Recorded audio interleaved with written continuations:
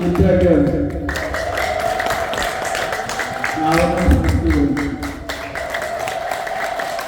እግዚአብሔር አምላክ ስሙ የተባረከና የተመሰገነ ይሁን። ስናዝን፣ ስንተክዝ፣ ስናለቅስ ሰንብተን ደግሞ ዛሬ በፍስሐ እንዲህ የሰማይ ከዋክብት መስላችሁ እየዘመርን ነውና ይህን ያደረሰን አምላክ ስሙ የተመሰገነ ይሁን።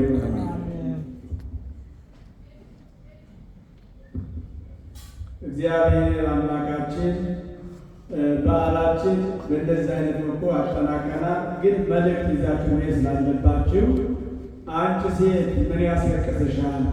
የዮሐንስ ወንጌል ምዕራፍ 20 ቁጥር 15 ላይ ሴት ኦ ብእሲቶ ምንት ያበኪኪ ወመነ ታሐስሲ፣ አንቺ ሴት ስለምን ታለቅሻለሽ? ማንንሽ የሚል ኃይለ ቃል እናገኛለን። ይቺ ሴት እንግዲህ እንደናንተ ጨለማውን ሳትፈራ ቀድማ በሌሊት መጥታ ከጌታ መቃብር ስትሄድ የጌታ መቃብር ባዶ ሆኖ ያ ትልቅ 50-60 ሰው ያነሳው የነበረ ድንጋይ ተነስቶ ባዶ ሆና ስታገኘው አለቀሰች። ለምን? በእስራኤላውያን ባህል ሰው ሲሞት መቃብሩ ላይ ሄዶ ሽቶ መቀባት የተለመደ ስርዓትና ባህል ስለነበረ እሷ ማንም ሳይቀድማት የጌታዋን የፈጣሪዋን መቃብር ሽቶ ልትቀባ ነበር የሄደችው። በሄደችበት ጊዜ ግን እሷ እንደጠበቀችው አይደለም። ድንጋዩ ተነስቶ መቃብሩ ባዶ ሆኖ አገኘችው። ከዛ ሁለት መላእክት አሃዱ ትራሰ ወአሃዱ ትርጋሰ፣ አንዱ በላይ አንዱ በታች በመቃብሩ ጎን ሆነው ነጫጭ ለብሰው እንደናንተ አገኘቻቸው።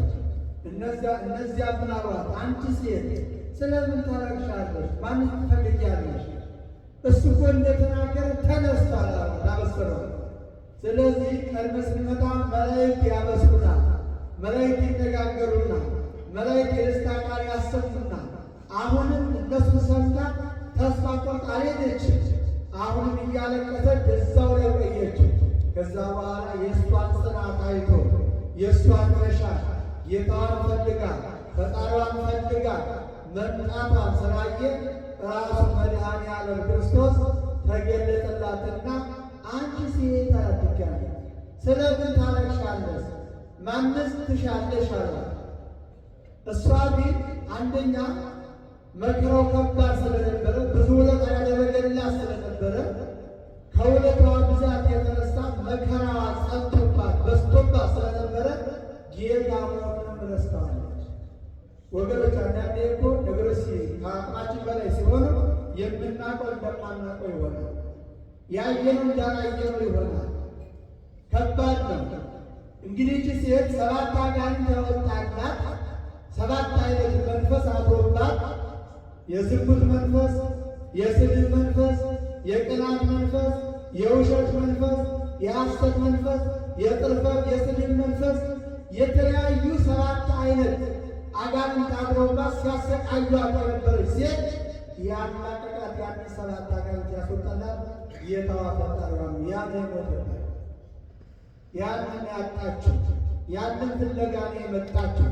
በመጣች ጊዜ እግዚአብሔር ግን የእሷን የልብ መሻት የውስጧን የፍቅሯን አይቶ ተገለጸላትና ማርያም አላት። ሁልጊዜ በሚጠራ ድምፅ አባቶቻቸው ወለተ ማርያም አስካለ ማርያም ሲሉ ድምፃቸውን ያናፍቃል።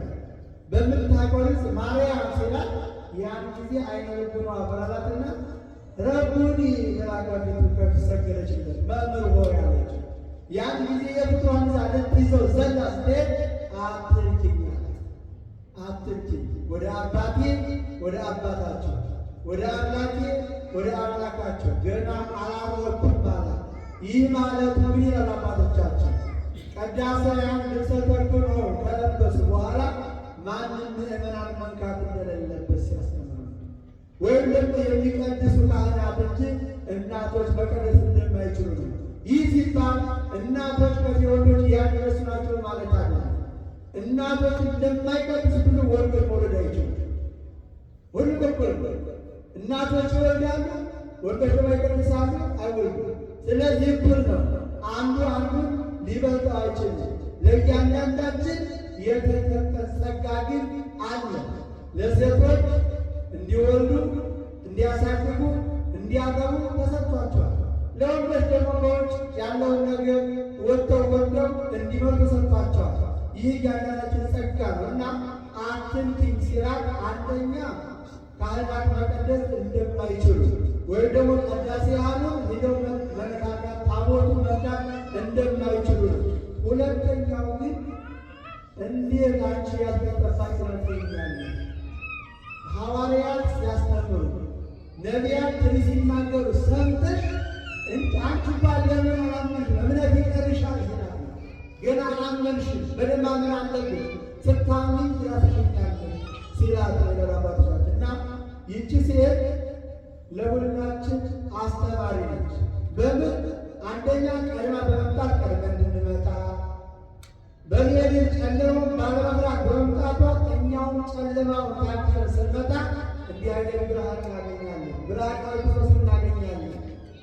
ክርስቶስ ድምፁን ያሰማናል። ወለተ ማርያም ገብረ ማርያም ብሎ ይጠራናል። ይህንን የምናደርገው እንደ ማርያም መግደላዊት የሚያስፈራውን ነገር ዓለም በብዙ ነገር ያስፈራራናል፣ በብዙ ነገር ያታልለናል፣ ያ ሁሉ ይማርከናል። ያን ሁሉ አልፈን ከመጣን ክርስቶስን ትንሣኤውን እንድናበስር ሂጂና የተይሴ ለሐዋርያት ንገሪያቸው የተባለ ትንሣኤ መነሳቴን ለሐዋርያት ንገሪያቸው የተባለ እኛም ለማያምኑት መንገድ የምንችለው መተን በቤቱ መነሳቱን ከቅዱሳት መጻሕፍት ስንረዳ ከአባቶች ስንማር አፋችን ሞልተን ተነስቷል ማለት እንችላለን። እዚህ ወንጌል ላይ ብዙ ታሪክ አለ። እንደ አንድ ሁለቱን ያን ንገራቸው። እንግዲህ የክርስቶስ መቃብር ከተቀበረ በኋላ እንደሚነሳ ስለሚታወቅ ከሮማውያን ወታደሮች በጣም ጡንቻ ያላቸው ጉልበት ያላቸው እንዲጠብቁ ተደርጎ ነበር።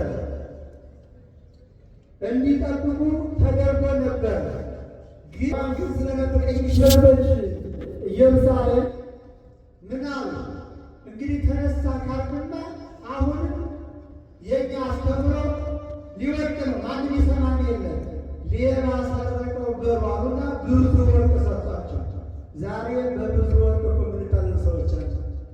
በሚያልፈው በሚደቀው በሚጠፋው የምንታለላለን። ከዛ በኋላ ምን አሉ? ብሩን ተቀበሉና ደቀ መዛሙርቱ መጥተው ሰረቁት አሉ። ግማሾቹ ደግሞ ዓርብ ዕለት የሚነዱ ዮሴፍና ኒቆዲሞስ ሰረቁት አሉ። ተለያዩ። እዚህ ጋር ሶስት ውሸት ባሱ ይላል። አንደኛው የተኛ ሰው ከዮሴፍ ማለት ይችላል። የተኛ ሰው ይላል እንቅልፍ ከወሰደ ወደ ማለት ይችላል አይችልም። ይሄ ራስ አንዱ ውሸት ነው። አላዩም ማለት ነው።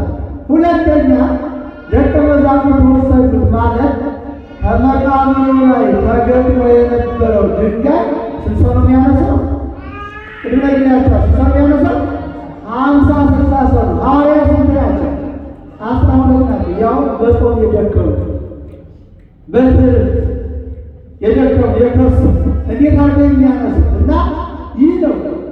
ሁለተኛ ሶስተኛ ዮሴፍና ኒቆዲሞስ አሉ። ዮሴፍና ኒቆዲሞስ ገንዘው እንዲቀብሩ እግዚአብሔር የመረጣቸው እንጂ ሁለታቸው ያን ሜዳ ያሉት አይችሉም። እና ይህ የመሰለ ሶስት ውሸት ዋሽተዋል። ከዛም በኋላ የሮማው ንጉሥ ጲላጦስ ነበር። እኔ ከዚህ ሰው ንጹሕ ነው ብሎ የታጠበው እሱ ሂዱና አረጋግጡልኝ ብሎ ሁለት ወታደሮች ከሮማ ወደ ኢየሩሳሌም ላኩ። ከዚያ መጥተው እንዴት ነው ብሎ ሲመረምሯቸው የተለያየ ዕቃ ሆኖባቸው የተለያየ ዕቃ ስለሆነባቸው ማለት ነው ምን አሉ? ከሮማን የመጡ ወታደሮች በቀኝና በግራ የተሰቀሉት እነሱ ተቀብረው ነበር። በቀኝ የተሰቀለው መቃብር ይሄ ነው ክርስቶስ። የክርስቶስ መቃብር ይህ ነው ያሳምኑ ሲወስዱ ያን ጊዜ ይላል ጲላጦስ አንተ ጌታ ኢየሱስ ክርስቶስ ነው ባለፈው ብመረምር ኃጢአት አጥቼብሃለሁ፣ ስህተት አጥቼብሃለሁ፣ እባክህ